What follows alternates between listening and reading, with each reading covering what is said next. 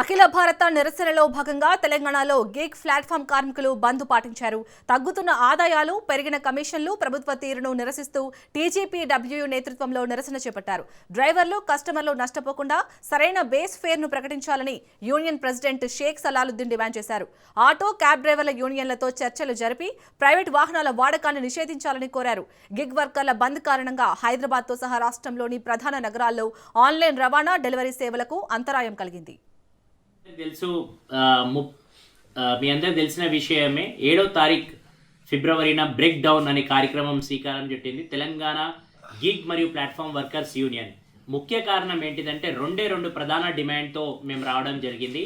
ఏదైతే కేంద్ర ప్రభుత్వం motor vehicle aggregator guide lines 2025 తీసుకొని వచ్చిందో ఆ గైడ్ లైన్స్లో 2 ప్రమాదకర విషయాలు ఉన్నాయి.